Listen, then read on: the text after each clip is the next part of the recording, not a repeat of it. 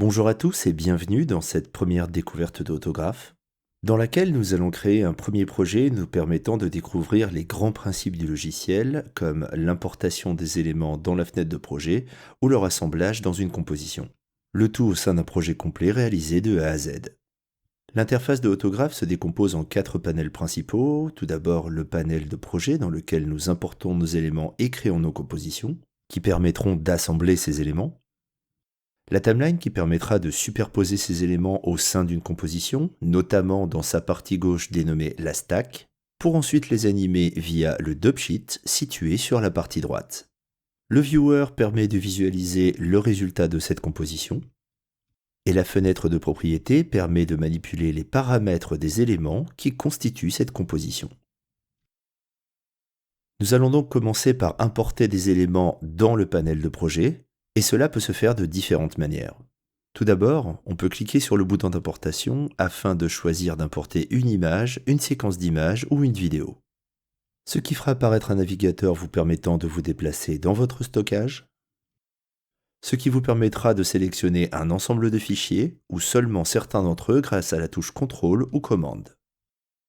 Commençons par importer les éléments commençant par AFC ou Autograph et cliquons sur le bouton Open. Par défaut, le panel de projet est en mode grid, permettant d'afficher des vignettes des éléments graphiques s'y trouvant. Mais il est également possible de passer en mode grid, afin notamment de visualiser beaucoup plus d'éléments dans un espace plus réduit. Le mode grid possède cependant un paramètre permettant de définir la taille des vignettes afin de les rendre plus petites ou plus grandes. Il est également possible de passer par un navigateur de fichiers externe à Autograph, afin par exemple de sélectionner ces 2 fichiers et de les glisser directement dans le Project Panel. L'assemblage de ces images peut se faire via une nouvelle composition que nous pouvons créer en cliquant sur le bouton se trouvant en haut à gauche. On trouve en bas à droite de chacun de ces éléments se trouvant dans le Project Panel un icône représentant son type. Ici une image, ici une composition. Les éléments contenant l'icône image sont en fait des readers. Leur but est de lire une image sur votre stockage et de mettre à disposition les pixels qu'elle abrite. En effectuant un simple clic sur un reader, on peut faire apparaître sur la droite ses propriétés. Nous allons revenir sur le reader dans quelques instants, mais si nous cliquons maintenant sur la composition, nous pouvons voir que ces propriétés apparaissent également sur la droite. Le format de la composition est actuellement de type Full HD, 1920 par 1080, mais il est possible en cliquant sur ce format d'accéder à d'autres formats fournis en tant que preset par Autograph, tout en survolant cette liste afin de voir le format s'adapter dynamiquement. Cette interactivité est présente dans la quasi-totalité des menus se trouvant dans Autograph. Les formats de cette liste sont présents dans les préférences du logiciel situées en haut à droite, et plus précisément dans la section Formats. Il est tout à fait possible d'y ajouter ses propres formats, afin par exemple de créer des formats spécifiques aux réseaux sociaux. Cliquons à l'extérieur de cette fenêtre pour la fermer, afin de nous attarder sur le viewer. On remarque en haut du viewer que le mot composition apparaît juste à côté de la lettre B. Le viewer dispose de 2 entrées, B et A, afin d'y lier 2 sources graphiques différentes pour par exemple les comparer. En bas à gauche de ce viewer, on peut voir le format de la source connectée dans l'entrée B. La composition ayant été définie au format Full HD 1920-1080, nous pouvons voir que la source qui est connectée à cette entrée B est bien de format 1920-1080. Si nous double-cliquons sur un reader dans le Project Panel, nous remarquons que l'entrée B du viewer est à présent connectée à ce reader. Le format de l'image issue du reader est ainsi disponible en bas à gauche, ici 1480 pixels par 1080. Si nous double-cliquons sur l'autre reader, nous pouvons voir que son format est de 1600 pixels par 1200. Cette image est donc légèrement plus grande que la précédente. L'entrée B du viewer est l'entrée utilisée par défaut lorsque nous double-cliquons sur un élément dans le Project Panel. En pressant la touche CTRL avant d'effectuer le double-clic, nous voyons à présent que ce reader est connecté à l'entrée A, permettant de comparer les entrées A et B de par le mode Split Screen. Il est donc possible de tourner cette séparation, de la déplacer, de modifier son opacité, tout en choisissant un des modes de fusion proposés. On peut ainsi comparer rapidement deux éléments, comme deux versions extrêmement proches d'un même projet par exemple. En cliquant l'icône se trouvant en bas à droite des vignettes, il est possible de déterminer dans quel viewer et dans quelle entrée du viewer nous voulons connecter cet élément. Si nous voulons revenir à la situation d'origine, il nous suffit pour ça de revenir en mode full screen et d'éventuellement déconnecter l'entrée A. Par défaut, une mini timeline est affichée lorsque nous inspectons soit un reader, soit une composition. En double-cliquant sur une composition, nous voyons que la mini timeline du viewer et celle située dans la véritable timeline en bas sont tous les deux connectés. En se déplaçant dans l'une, nous nous déplaçons dans l'autre. Si l'élément connecté est une séquence d'images ou une vidéo, cela permet de l'inspecter directement. S'agissant ici d'une image fixe, cette timeline est inutile, nous cliquons donc sur la pendule pour la faire disparaître. Double-cliquons sur la composition et plaçons un des premiers readers dans la stack sur la gauche de la timeline. L'image lue par le reader est à présent visible dans le viewer, mais également en tant que nouveau calque dans la stack. Nous pouvons faire de même avec le deuxième reader, en le prenant et en le glissant dans la stack, au-dessus ou en dessous de la première image.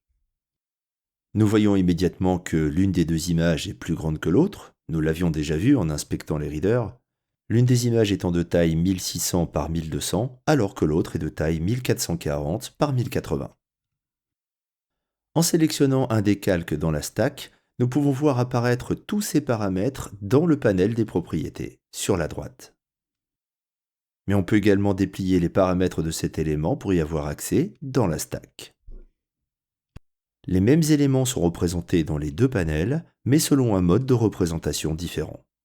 Nous allons le voir par la suite. En dépliant la section Transform, nous pouvons accéder à la position, la rotation, les paramètres d'échelle, les paramètres de skew, mais ils sont également disponibles ici. Afin de changer la valeur d'un paramètre, il est possible de cliquer sur celui-ci afin d'entrer une nouvelle valeur numérique. Mais il est également possible de cliquer tout en maintenant le bouton de la souris et la déplacer vers la gauche ou vers la droite. Ce paramètre peut évoluer beaucoup plus rapidement en pressant la touche Shift, ou bien beaucoup plus lentement en pressant la touche CTRL.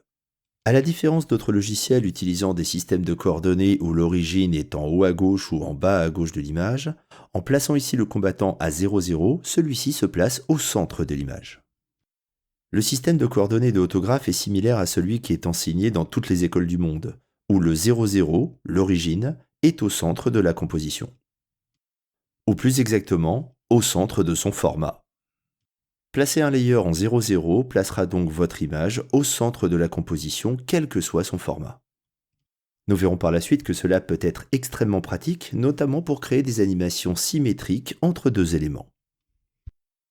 Sélectionnons un des deux éléments et inspectons le widget de transformation qui va nous permettre de le déplacer sans passer par des valeurs numériques.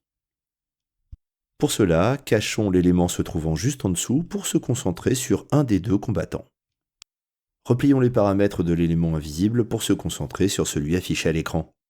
Le widget de transformation apparaît car nous sommes actuellement en outil de transformation 2D disponible sur la gauche. Celui-ci contient plusieurs contrôleurs. Si nous cliquons sur le bouton situé en haut à droite, nous pouvons déplacer librement le calque dans toutes les directions. A contrario, utiliser une des flèches permet de contraindre le déplacement sur un seul axe. En utilisant le bouton situé en bas à gauche, nous pouvons modifier l'échelle du calque de manière uniforme. Les deux autres contrôleurs permettent de contraindre le changement d'échelle sur un seul des deux axes. En pressant et en maintenant la touche Alt, nous voyons que ces outils sont remplacés par d'autres outils de transformation.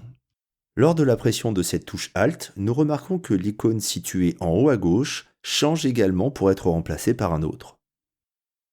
En inspectant le contenu de ce menu, nous voyons que nous sommes passés du mode Move Scale au mode Rotate Skew. Ce nouveau contrôleur va nous permettre de tourner les éléments ou bien de les tordre à la manière d'un cisaillement.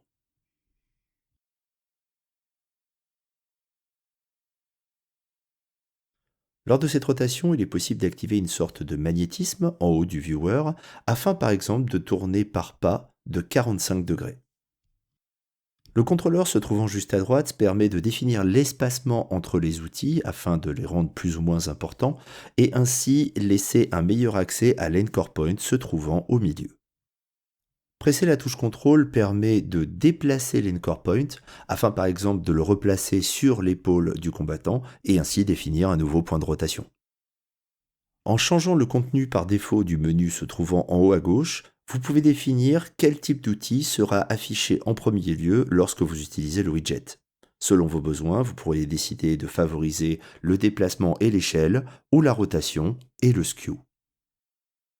Lors d'une rotation, vous remarquez que les contrôleurs permettant de se déplacer selon un seul axe tournent également en fonction de cet angle. Cela est dû au fait que c'est le mode local qui est activé par défaut lorsque vous utilisez le widget de transformation. Mais il est possible de passer en mode global afin d'utiliser des axes toujours orientés verticalement ou horizontalement. Il est également possible d'utiliser le cadre bleu entourant un calque pour le redimensionner.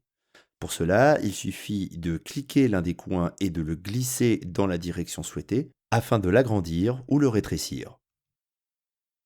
En déplaçant un calque dans le viewer, ces valeurs de position vont parfois se trouver entre deux pixels, c'est-à-dire avec une valeur à virgule. Un calque dont les pixels se trouvent entre deux pixels de la composition va subir un filtrage qui peut parfois générer un léger flou. Une option permet d'arrondir ces coordonnées afin de toujours replacer un pixel sur un pixel de la composition. On évite ainsi le filtrage et éventuellement ces effets de léger flou. Afin de replacer un calque au centre de la composition, il suffit pour cela de réinitialiser ces valeurs de position à 0, 0. Pour cela, nous pouvons effectuer un Reset to Default, mais il est également possible d'effectuer cette opération dans le viewer en passant par ce menu contenant l'ensemble des paramètres de transformation d'un calque et en cliquant sur le bouton Reset. En sélectionnant ou désélectionnant certains de ces paramètres dans cette liste, on peut, à chaque fois que l'on presse le bouton Reset, réinitialiser les valeurs des paramètres de transformation. Plaçons l'un des deux personnages sur la gauche, faisons réapparaître le deuxième et plaçons-le sur la droite. Ces deux images n'ont pas la même taille. Afin d'égaliser les deux combattants, il est bien sûr possible de passer par le paramètre Scale afin de réduire celui du combattant de droite et ainsi leur donner visuellement la même taille. Mais nous nous retrouvons avec deux valeurs de scale différentes pour visuellement une échelle qui semble identique. On pourrait bien sûr repasser par un logiciel externe afin de changer la taille de l'un des deux éléments. Nous pourrions ainsi utiliser la même valeur de scale et éventuellement lier ces deux valeurs lors d'une animation afin de visuellement avoir la même taille pour ces deux personnages. Mais pour éviter de modifier ces images d'origine, rendons-nous dans les paramètres du reader et accédons à l'option Reformat. Ce menu nous permet de choisir en sortie du reader une taille différente de celle qui existe actuellement sur votre stockage. Là encore, il est possible de survoler le menu avec la souris afin d'avoir très rapidement une preview des différentes tailles proposées. Inspectons le reader pointant vers l'image la plus petite, de taille 1440 par 1080, puis sélectionnons le reader pointant vers l'autre combattant afin de rentrer une valeur custom de 1440 pixels par 1080. Il est également possible d'inverser l'image horizontalement ou verticalement, mais surtout, il est possible à la sortie du reader de déterminer des tailles pour ces deux éléments qui seront identiques, permettant de conserver pour l'un et l'autre le scale de 1. Nous remarquons cependant que dans un cas, le scale est représenté par deux valeurs, alors que de l'autre côté, il n'est représenté que par une seule valeur. Cela est dû au fait que pour cet élément, nous avons manipulé tout à l'heure le widget afin de créer un scale non uniforme, ce qui a séparé la valeur de scale en deux valeurs x et y. Les paramètres dans Autograph peuvent posséder une ou plusieurs dimensions. Si nous prenons le cas de la rotation, celui-ci est unidimensionnel, il ne peut prendre qu'une seule valeur. Mais si nous prenons le cas du scale, il peut quant à lui prendre deux valeurs, une pour le scale x et une pour le scale y. C'est aussi le cas pour la position ou l'anchor point par exemple. Mais les paramètres multidimensionnels peuvent être représentés de différentes manières. Via ce bouton sur la droite, nous pouvons définir la manière dont ces paramètres vont être affichés. En repassant en mode single, nous assignons la même valeur aux paramètres x et y et ainsi retrouvons un scale uniforme. Si nous repassons en mode Unified, les deux valeurs X et Y sont affichées sur la même ligne, permettant notamment d'utiliser une seule keyframe pour animer ces deux paramètres, nous le verrons par la suite. Ou bien passer en mode Separated, où chaque paramètre va avoir sa propre ligne, permettant ainsi de placer une keyframe pour un de ces sous-paramètres, chaque ligne disposant également de connecteurs. Nous pouvons donc repasser en mode Single afin d'attribuer une même valeur pour les paramètres X et Y du scale. Il est également possible de faire la même opération pour la position en assignant en single une seule valeur pour X et pour Y. Bien évidemment, le résultat sera que ce calque se déplacera uniquement en diagonale. Repassons maintenant en mode Unified afin de contrôler X et Y de manière différenciée. Le Channel Selector, situé en haut à gauche du viewer, permet d'inspecter les différentes couches de l'image, et notamment la couche alpha nous permettant de voir qu'il y a des pixels transparents dans cette composition. Il est également possible de cliquer sur le bouton Checkerboard afin de visualiser les zones transparentes par ce damier en arrière-plan.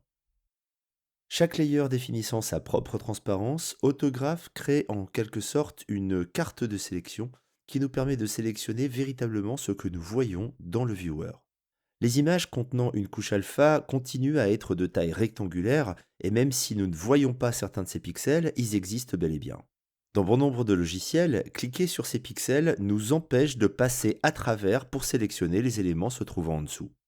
Autograph n'a pas ce problème et permet d'afficher un flash au survol des éléments en fonction de la silhouette des calques. Ce flash est accompagné d'une surbrillance dans la stack pour les calques correspondants.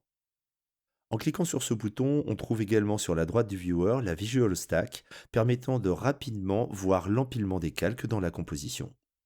On peut d'ailleurs cliquer sur les éléments de cette stack pour sélectionner les layers correspondants. Le numéro du layer est affiché sur la gauche, correspondant à l'index du layer dans la stack. Les layers non visibles dans la stack disparaissant automatiquement de la Visual Stack. Celle-ci permet de visualiser facilement des éléments qui seraient entièrement cachés par d'autres. Tout calque sélectionné fait apparaître autour de lui un contour jaune en fonction de la couche alpha. Celui-ci peut ne pas être affiché en cliquant sur le bouton des overlays et en choisissant quel type d'overlay doit être affiché ou non. On y trouve la désactivation des contours jaunes, mais également la désactivation des int, qui sont les flashs lorsque nous plaçons notre souris au-dessus des calques. Et il est également possible de faire disparaître les limites du format. Réactivons pour l'instant ces éléments et intéressons-nous à l'animation de nos calques. Sélectionnons le calque se trouvant au-dessus de la pile représentant le combattant de gauche et renommons-le avec la touche F2 Fighter Left. Faisons de même pour le deuxième calque en le renommant Fighter Right. Intéressons-nous en premier lieu à l'animation de la position de ce calque, et plutôt que de déplier l'intégralité des paramètres de transformation pour accéder à ce paramètre, nous allons utiliser les filtres afin de n'afficher que la position du calque sélectionné. Nous remarquons dans la liste que chacun des paramètres possède un raccourci clavier. Il nous suffit donc de sélectionner les deux calques afin de déplier automatiquement la section Transform et afficher la position. La zone de recherche en bas s'entoure maintenant de vert, signifiant qu'un filtre est actuellement actif. Il est également possible dans cette zone de recherche de rentrer des caractères afin de filtrer les calques en fonction de cette recherche, affichée ici en vert. Attention, ce filtre ne fait que disparaître de la stack certains éléments, mais l'ensemble des calques est toujours présent dans la composition et donc dans le viewer. Déplaçons ce calque sur la gauche de la composition afin que l'oreille se place sur le bord de l'image à environ moins 700 pixels. Rappelons que le 00 est au centre de la composition. Et concentrons-nous sur l'animation de sa position. Plaçons-nous à 1 seconde et créons pour ce paramètre une première keyframe afin de commencer son animation. L'ensemble des fonctions dédiées au keyframe sont disponibles en cliquant sur ce bouton, comme l'ajout d'une nouvelle keyframe à l'instant courant ou la suppression d'une keyframe qui pourrait déjà exister. Les boutons latéraux ont pour but de temporellement se déplacer à la keyframe la plus proche à droite ou à gauche. Lorsque nous créons plusieurs keyframes pour le même paramètre, il est donc possible de rapidement sauter de clé en clé vers la droite ou vers la gauche. Par défaut, à chaque clic, le menu circulaire qui apparaît sous les keyframes disparaît. Mais il est possible de le maintenir ouvert en pressant la touche CTRL afin de rapidement cliquer plusieurs fois sur le même bouton. La touche contrôle doit être pressée après l'ouverture de ce menu circulaire. Notre calque se trouve maintenant à l'extérieur de la composition. Par défaut, tout ce qui se trouve à l'extérieur du format n'est pas visible dans le viewer. Cela est dû au fait que par défaut, le bouton permettant le clipping du format est activé en bas du viewer. Si nous désactivons cette option, il est maintenant possible de visualiser ce qui se trouve à l'extérieur du format. Cela permet par exemple de mieux apprécier l'entrée de champ d'un élément dans la composition avant de réactiver le clipping pour mieux visualiser l'image finale. Cette valeur numérique permet de changer la valeur de zoom. Il est également possible de sélectionner une valeur dans la liste ou bien d'utiliser la molette de la souris ou les boutons CTRL plus ALT plus clic gauche. Pour se déplacer dans le viewer, il est possible d'enfoncer la molette de la souris ou de presser la barre d'espace. Afin de cadrer toujours l'ensemble de notre composition, nous disposons d'un bouton situé en haut à droite permettant de cadrer toujours l'intégralité de votre composition, quelle que soit la taille de votre viewer et de vos panels. On va donc généralement naviguer entre le bouton 100, que l'on peut retrouver dans la liste contenant les différentes tailles, afin de naviguer entre la taille réelle, et le bouton AutoFit permettant de cadrer votre composition. Notre combattant situé à gauche entre maintenant dans le champ de la gauche vers la droite. Si nous voulons répliquer l'animation d'un combattant sur l'autre, il nous suffit de sélectionner les clés du combattant de gauche, d'effectuer un copier avec les touches CTRL-C, puis de se placer au début de l'animation et de coller via CTRL-V après avoir sélectionné le calque contenant le deuxième combattant. Les deux éléments étant superposés, il est difficile de les distinguer, mais en cachant l'un des deux, nous voyons que les deux calques se déplacent maintenant de la même manière. Plutôt que de copier les clés, il est possible de répliquer cette animation d'une toute autre manière. Nous revenons en arrière en pressant plusieurs fois les touches CTRL plus Z, et nous allons créer un lien entre les deux paramètres de position. Il suffit pour cela de cliquer sur le slot de connexion du premier calque, de choisir Copy Link, puis de cliquer sur le slot du deuxième calque afin de choisir un Paste Link. Nous remarquons à présent que les paramètres de position du deuxième calque sont grisés et inaccessibles car contrôlés par les paramètres de position du premier calque. On remarque, juste en dessous le paramètre de position du calque de droite, une référence à celui qui le contrôle, sur lequel toute modification des clés sera reportée sur les deux éléments de par ce lien. En utilisant Alt plus la molette de la souris ou bien les touches CTRL Alt et bouton gauche, nous pouvons nous focaliser sur une seconde. Nous remarquons également qu'un icône en forme de prise indique le contrôle de ce paramètre par un autre. En cliquant sur le slot de connexion, il nous est d'ailleurs possible de le déconnecter. Maintenant que cette valeur de position évolue aussi, il nous est possible de la modifier via le concept des modifieurs. Nous allons ici ajouter un modifieur de type Math. Le but du modifieur est d'altérer une valeur après que celle-ci ait été générée ou injectée via un lien tel que nous l'avons mis en place. Nous allons donc pouvoir ici passer le modifieur Math en mode Multiply, dont la valeur de multiplication sera -1. Une valeur de position de -700 à l'origine est maintenant de 700, permettant de symétriser l'animation par rapport au centre de la composition. En réaffichant notre deuxième calque, nous pouvons voir à présent que nos deux combattants ont une animation parfaitement symétrique. La valeur de sortie affiche maintenant 863 au lieu de -863. Et toute modification effectuée sur l'animation de base sera reportée sur les deux éléments, puisque la source de l'animation pour les deux calques est la même. La partie droite de la timeline peut être variable et peut se voir assigner différents modules, comme ici par défaut le module DopSheet, qui permet de contrôler la temporalité et éventuellement les décalages temporels entre les calques et bien sûr les retouches des keyframes. Mais il est possible de remplacer ce module par le module Graph Editor, permettant de travailler l'interpolation des valeurs entre les keyframes. Les deux clés se trouvant sur ce paramètre créent pour l'instant une interpolation linéaire, faisant avancer notre calque selon une vitesse constante. Mais en sélectionnant la première clé d'animation, nous remarquons que nous avons accès à une cinquantaine d'interpolations prédéfinies, permettant de changer la manière dont ces deux combattants vont rentrer dans la composition. Le changement d'interpolation se fait de manière interactive et peut même être fait pendant la lecture. Nous pouvons par exemple utiliser une interpolation de type élastique afin de faire rentrer les combattants dans un mouvement de va-et-vient. Nous pouvons également tester l'interpolation de type bounce afin d'avoir un rebond lorsque le calque atteint sa position finale. Et nous allons ici sélectionner l'interpolation de type quartique afin d'avoir une arrivée rapide dans le champ, puis un ralentissement lorsque nos calques prennent leur position définitive.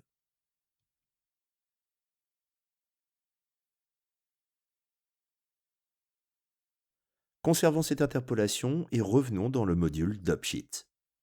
Si nous décalons un calque dans le temps, nous remarquons que celui-ci sera invisible au début de l'animation et entrera en scène un petit peu plus tard. Cela est dû à son bloc qui, comme on peut le voir ici, n'est pas visible au début de l'animation. Mais l'animation en elle-même, elle, reste la même. Et c'est bien normal, puisque les deux éléments se réfèrent au même keyframe défini temporellement sur le calque de gauche. Cela est dû au fait que lorsque nous créons un lien entre deux éléments, l'option Follow Time est activée par défaut. En désélectionnant cette option, nous pouvons conserver le lien d'animation entre les deux éléments, mais en même temps induire un décalage temporel sur le deuxième calque afin de décaler cette animation dans le temps et ainsi le faire rentrer plus tard dans la composition. Toute modification effectuée sur les keyframes animant le combattant de gauche sera toujours répliquée sur le combattant de droite, mais avec le décalage temporel induit par le glissement du layer dans le dubsheet. Cela permet par la suite de modifier une animation sans avoir besoin de recopier et coller les keyframes d'un élément à l'autre. Lors de son entrée en scène, le combattant de gauche ne dispose pas de flot de mouvement permettant d'avoir une animation plus fluide. Afin de l'ajouter, nous allons commencer par supprimer le filtre qui pour l'instant n'affiche que la position, après avoir sélectionné le calque. Nous déplions la section Motion Blur, également disponible dans le Project Panel à droite, afin de modifier sa valeur de qualité et ainsi l'activer. Plutôt que de calculer des images supplémentaires intermédiaires entre deux images, pour ensuite les accumuler comme le font un grand nombre de logiciels graphiques, Autograph utilise une méthode différente qui consiste à diffuser les pixels dans le temps afin de générer cet effet de flou. Le paramètre Motion Blur Quality permet de définir avec une valeur entre 0 et 1 le nombre de pixels qui seront accumulés les uns sur les autres. Une valeur de 0,15 par exemple laissera apparaître des espaces entre les pixels, alors qu'en poussant cette valeur de qualité, le motion blur deviendra bien plus lisse. Gardez en tête que plus la valeur de motion blur quality sera élevée et plus cela demande de calcul à Autograph. Pousser cette valeur de qualité à 1 n'est généralement pas nécessaire. Une valeur de 0,15, comme vous le voyez ici, donne déjà des résultats relativement satisfaisants. Et en poussant cette valeur à 0,5 voire 0,25, c'est généralement suffisant. Autograph est cependant extrêmement optimisé pour ses calculs de motion blur, et même en poussant le motion blur quality à 1, on remarque que le logiciel reste toujours réactif. Nous pouvons cliquer sur le nom du paramètre motion blur quality afin d'effectuer un copier, pour ensuite aller le copier sur le motion blur quality du deuxième calque. Le motion blur quality n'est pas un paramètre global à la composition, mais est localement défini pour chacun des calques. Il est donc possible de changer pour un calque le shutter angle sans modifier celui appliqué aux autres calques. Revenons pour l'instant sur une valeur de 180. Sélectionnons l'intégralité de nos layers avec CTRL A et rendons-nous dans l'option Fold Selected Layer afin de les replier. Bien sûr, des raccourcis clavier sont disponibles pour toutes ces fonctions. Concentrons-nous à présent sur l'arrière-plan afin d'ajouter un fond coloré et animé derrière nos deux combattants. Nous allons pour cela utiliser un des générateurs fournis par Autograph. Dans Autograph, un layer est positionné via les paramètres de transformation, mais est représenté par ce qui est connecté à sa source. La source peut se lier à un des éléments se trouvant dans le Project Panel, comme un des readers par exemple, mais peut également se connecter à un générateur local. Si nous voulons changer la source du combattant de gauche par une autre source, par exemple le combattant de droite, il nous suffit de prendre le reader et de le glisser sur sa source. On peut donc rapidement changer la source d'un layer tout en conservant ses transforms et donc son animation. Cet élément de remplacement peut être glissé sur le paramètre source ou bien sur le bouton se trouvant juste au-dessus qui n'est en fait qu'un de ces réplicata permettant de rapidement changer la source d'un calque lorsque celui-ci est replié. Mais il est également possible d'utiliser en tant que source un générateur local comme ici un générateur de polygones. Le reader est à présent remplacé par un générateur de polygones, qui pourra d'ailleurs être partagé entre plusieurs layers, nous le verrons dans un autre tutoriel. Ce générateur possède tout un tas de paramètres visibles dans le panel des propriétés. La source d'un calque n'est donc pas un élément figé, il peut être remplacé à tout moment sans modifier l'animation qui lui est appliquée. Il est également possible de déconnecter la source d'un calque sans forcément y reconnecter quelque chose. Nous disposons donc de ce que l'on appelle un calque nul. Il possède des paramètres de transformation, est représenté par cette petite croix, mais n'est connecté à aucune source. Reconnectons notre reader sur la source du combattant de gauche, ajoutons un nouveau générateur de type gradient et glissons celui-ci au bas de la pile. Ce layer est parfaitement identique aux deux autres présents dans la composition, à la différence que sa source est un générateur. Bon nombre de générateurs proposés par Autograph ont par défaut un format réglé en mode unbounded. Cela signifie qu'ils ne sont pas spatialement limités et peuvent donc s'étendre jusqu'à l'infini. En désactivant le clipping du viewer, on peut se rendre compte que cet élément est défini sans aucune limite. Nous reviendrons par la suite sur cet aspect extrêmement important d'Autograph. Réactivons le clipping et activons l'autofit.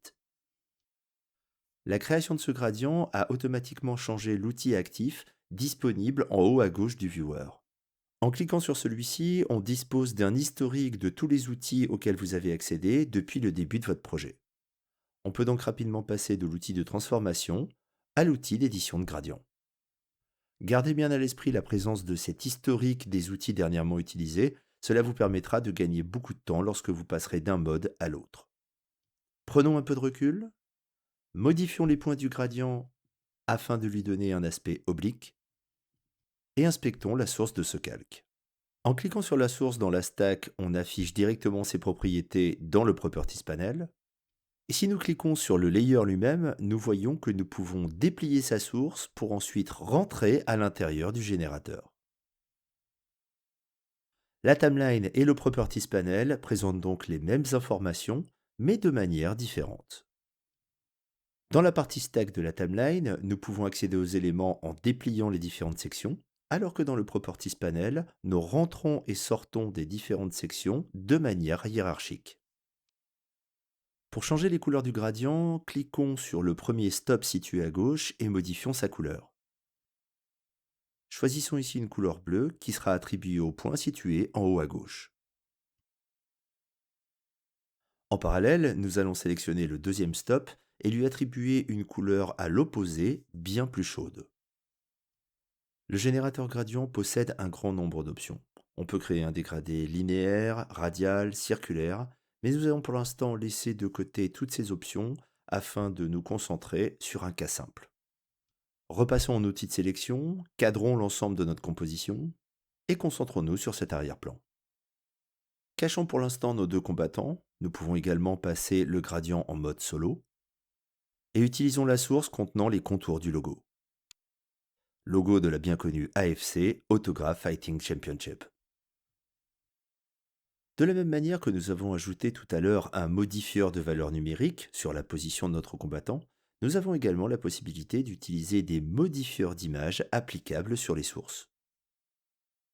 Comme l'ajout d'un modifieur blur nous permettant de flouter notre logo. Une nouvelle section Modifiers apparaît alors dans la section Source, nous permettant de rentrer dans ces paramètres afin de le modifier.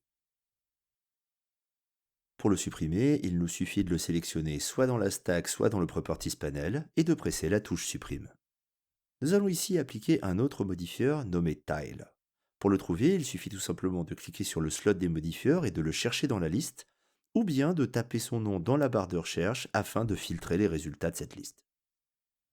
Il est également possible de sélectionner le calque et de se rendre dans le menu Modifieurs afin d'accéder à la même liste, mais cette fois-ci classée par catégorie. Le but du modifieur Tile est de multiplier une source graphique en ajoutant éventuellement des marges entre chaque duplicata selon le paramètre Gutters. Là encore, on peut constater que cette copie de logo se propage jusqu'à l'infini. Cela est dû au fait que par défaut, le modifieur Tile utilise un output format unbounded.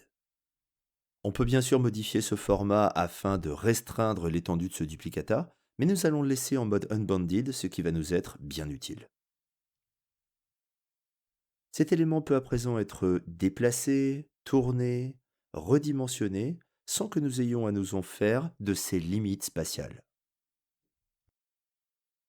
Finalisons le placement de cet élément en réduisant un peu sa taille et en réglant sa rotation sur une valeur de 30 degrés. De nombreux modifieurs sont disponibles dans Autograph. Ils peuvent être numériques ou bien liés aux images, ou encore aux paramètres de transformation permettant d'appliquer des distorsions ou des transformations sur la géométrie de l'image. Certains modifieurs peuvent parfois apparaître dans plusieurs catégories. C'est le cas par exemple du modifieur Transform qui permet d'ajouter une transformation additionnelle à celle fournie avec le calque. Mais il est également possible d'ajouter une transformation au niveau de la source, c'est-à-dire au niveau du pixel, avant de subir la transformation liée à la géométrie. En ajoutant un transform avant la transformation globale du calque, il est possible d'ajouter un glissement latéral des logos avant la rotation globale de 30 degrés. Gardez bien à l'esprit qu'ici ce sont les pixels de la source qui subissent une translation avant de subir la rotation globale de 30 degrés. Cela permet de définir des comportements complexes sans utiliser le moindre langage de programmation. En séparant les valeurs x et y de la position grâce au mode Separated, il est à présent possible de guider la valeur x suivant un nouveau générateur CurrentTime dont le but sera de prélever le temps courant de la composition pour l'injecter dans ce paramètre. Le nombre de secondes écoulées dans la timeline depuis le début de l'animation sera injecté dans la valeur x. L'élément graphique se déplaçant seulement de 1 ou 2 pixels pour l'instant, il est difficile de voir l'évolution de ce paramètre. Le générateur CurrentTime possède un paramètre multiplier qui permet de multiplier le résultat par 100 afin de cette fois-ci voir les logos avancer. Gardons en tête premièrement que le générateur CurrentTime nous a permis d'animer de manière procédurale et automatique la valeur de x qui continuera à avancer sans jamais s'arrêter au cours du temps. Deuxièmement, le modifieur tile multipliant ces logos jusqu'à l'infini, nous n'avons pas besoin de nous inquiéter des limites spatiales. On peut donc ainsi générer des arrière-plans dont nous n'avons absolument pas besoin de nous inquiéter des limites spatiales ou des limites temporelles. Remontons sur la ligne de base du layer afin de modifier le paramètre d'opacité pour rendre ces logos légèrement transparents. Ce paramètre est en fait un réplicata du paramètre opacity se trouvant un peu plus bas dans la stack. Il en va de même pour le bouton se trouvant juste à côté sur la gauche. Celui-ci permet de changer le mode de fusion du calque. Nous allons ici sélectionner le mode Overlay, mais ce contrôleur est en fait un réplicata du Blending Mode se trouvant un peu plus bas dans la stack. Il est même possible d'animer ce paramètre. Grâce au générateur gradient ainsi qu'au modifieur tile, nous pouvons rapidement mettre en place cet arrière-plan qui permettra de donner un peu de vie une fois que nos deux combattants seront à l'écran. Nos deux combattants rentrent dans le cadre les uns après les autres, avec en arrière-plan le fond animé. Importons le logo de l'Autograph Fighting Championship et déplaçons celui-ci afin de le placer au bas de la composition entre les deux combattants. Nous avons la possibilité d'animer son échelle avec des keyframes comme nous l'avons fait préalablement, mais nous allons ici le faire de manière un peu différente. Notre passage dans le Graph Editor tout à l'heure nous a montré qu'il existait une cinquantaine d'interpolations différentes accessibles pour les keyframes. Si nous voulons animer un paramètre non pas en fonction de keyframes mais en fonction d'un temps de départ, d'un temps d'arrivée et d'un type d'interpolation, nous pouvons utiliser le modifieur Animator. Le but de l'animator est de venir s'ajouter ou de remplacer la valeur de départ du paramètre avec une valeur de destination. Si nous définissons la valeur de scale initialement à 0 et que nous indiquons que nous voulons remplacer progressivement cette valeur par 0,5, en définissant une interpolation de type élastique, alors ce scale sera animé de manière complètement automatique selon ces paramètres. Il nous suffit de déterminer le point de départ de l'animation, sa durée, ou bien de définir un timecode de départ et d'arrivée en fonction de la composition. Il est possible de prendre en compte le time offset appliqué au layer, ou bien ne pas en tenir compte en se basant sur les valeurs de timecode absolues de la composition. Nous avons la possibilité de tester d'autres modes d'interpolation, comme par exemple ici le mode Bounce. Il nous suffit de cliquer sur le bouton du retour pour inspecter plusieurs fois l'animation. Une fois l'animation calée, il nous suffit alors d'activer un peu plus bas son Motion Blur. Rappelez-vous que le paramètre de qualité permet de définir la diffusion des pixels dans le temps et qu'il n'est généralement pas obligatoire de le pousser à son maximum. Replions l'ensemble de ces calques et injectons au-dessus de la pile le logo Autograph Fighting Championship. Nous allons à nouveau utiliser un animator en séparant préalablement sa position X de sa position Y. Activons son mode solo afin de nous concentrer sur lui uniquement. Déplaçons-le à l'extérieur de la composition en désactivant le mode clipping pour bien voir où il se trouve. Ajoutons un animator, mais réglons cette fois-ci celui-ci en mode offset. On se base à présent sur la position de départ de l'élément pour ensuite le déplacer de moins 270 pixels. À la différence du logo se trouvant en bas de la composition qui voit sa valeur de scale remplacée progressivement de 0 à 0,5, ici on utilise le mode offset pour ajouter une valeur à la position d'origine. Il est donc possible de déplacer le calque tout en conservant cette animation. Après avoir réglé le motion blur de ce calque, nous désactivons le mode clipping du viewer et nous désactivons également le mode solo. Décalons le bloc de ce calque dans le temps afin de le faire entrer dans le cadre un peu plus tard. Cette valeur de time offset est d'ailleurs représentée de manière numérique un peu plus bas. Il est donc possible de manuellement déplacer ce calque à la souris ou bien de régler une valeur de time offset numériquement avec ce timecode. Voilà qui conclut la première partie de ce tutoriel, qui sera suivie par une deuxième partie dans laquelle nous créerons des bandeaux situés en bas de l'image qui permettront de nommer nos combattants.